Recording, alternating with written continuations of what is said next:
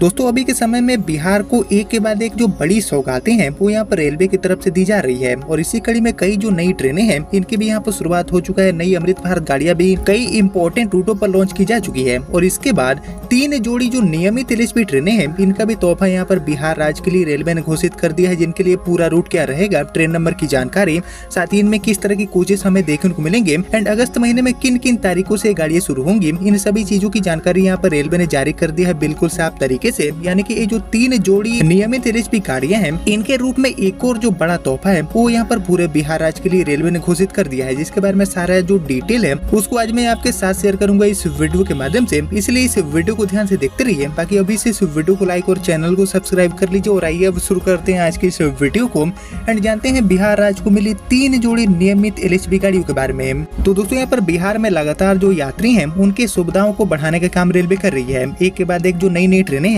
इनकी शुरुआत के साथ रेलवे स्टेशन से लेकर चल रही जो ट्रेनें हैं इनको भी अपग्रेड करने का काम रेलवे कर रही है। और यहाँ पर हाल ही में आपने देखा है कि बीते 8 अगस्त 2025 को ही सीतामढ़ी को भी अमृत भारत गाड़ी का तोहफा रेलवे ने दे दिया है, जो कि यहाँ पर दिल्ली के लिए संचालित हो रही है और इससे पहले भी 4 अमृत भारत गाड़ियां ऑलरेडी बिहार को मिल चुकी है। इसके अलावा 1-2 वंदे भारत गाड़ियां भी मिलने वाली है बिहार राज्य के लिए बहुत जल्दी ही। और इससे पहले दोस्तों ये जो 3 जोड़ी इंपॉर्टेंट नियमित एलएचबी गाड़ियां हैं इनका भी घोषणा रेलवे ने कर दिया है फाइनली, क्योंकि यहाँ पर इन गाड़ियों को लेकर काफी लंबे टाइम से जो यात्री हैं उनके तरफ से भर भर के मांग की जा रही थी। तो ये सारी चीजें रेलवे ने अब मान लिया है, सारी चीजों को यहाँ पर पूरा करने का काम रेलवे ने कर दिया है। तो आइए दोस्तों एक एक करके हम जान लेते हैं कि जो 3 जोड़ी इंपॉर्टेंट गाड़ियां हैं वो कौन कौन से रूट पर संचालित होगी, किन किन तारीखों से गाड़ियां शुरू हो जाएंगी यात्री सेवाओं में, और साथ ही इन गाड़ियों में किस तरह के कोचेस हमें देखने को मिलेंगे। ये सारी चीजें हम जान लेते हैं, ट्रेन नंबर वगैरह सारी चीजें अब हम जानने की कोशिश करते हैं और डिटेल में। तो एक्चुअली जिन 3 ट्रेनों की यहाँ पर बात हो रही है इसमें हमारी जो सबसे पहली ट्रेन है इसका संचालन आपको देखने को मिलेगा पटना से धनबाद के बीच में एज ए इंटरसिटी के तौर पर। जी हाँ, जिसका ट्रेन नंबर होगा 13331,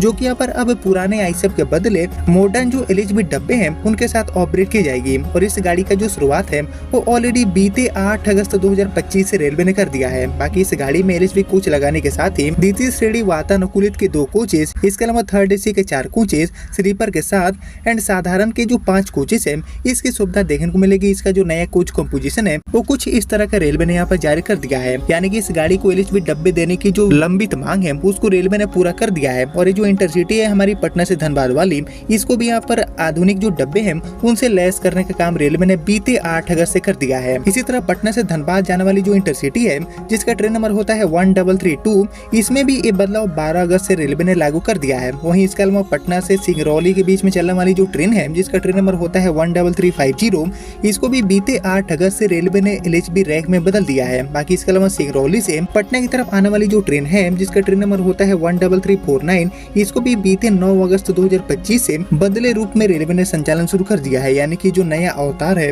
वो इन सभी गाड़ियों को देने का काम रेलवे ने कर दिया है। बाकी इसके अलावा हमारी पटना बरकाकाना पलामू एक्सप्रेस जो ट्रेन है जो कि काफी यहाँ पर प्रसिद्ध गाड़ी मानी जाती है, जिसका ट्रेन नंबर होता है 13348, इसको भी यहाँ पर एलएचबी फाइड करने का काम रेलवे ने किया है। और इस गाड़ी में एलएचबी डब्बों की जो शुरुआत है वो एक्चुअली बीते 10 अगस्त 2025 से रेलवे के द्वारा हो चुकी है। और इसके अलावा बरकाकाना से पटना की तरफ आने वाली हमारी जो पलामू एक्सप्रेस है जिसका ट्रेन नंबर होता है 13347, इस गाड़ी में भी बीते 11 अगस्त से एलएचबी कोच की शुरुआत रेलवे ने यहाँ पर कर दिया है। यानी कि कुल मिलाकर ये जो 3 जोड़ी इंपॉर्टेंट नियमित गाड़ियां हैं जो कि अब तक पुराने जो आईसेफ डब्बे हैं उनके साथ ऑपरेट हो रही थी, जिनमें कहीं न कहीं यात्री सुविधाएं बेहतर नहीं था और कई बार यात्रियों को कई परेशानियां झेलना पड़ता था अपनी यात्रा के दौरान। तो ये सारी चीजें देखने के बाद भर भर के यात्रियों की तरफ से मांग करने के बाद रेलवे ने फाइनली ये जो पटना से चलने वाली 3 जोड़ी इंटरसिटी टाइप की ट्रेनें हैं इनको एलएचबी कोच देने का फैसला किया था, जिनकी शुरुआत ऑलरेडी 8, 9, 10, 11, 12 अगस्त से रेलवे ने कर दिया है। यानी कि बैक टू बैक जो ट्रेनें हैं इनमें यात्री सुविधाएं बढ़ाने का काम करते हुए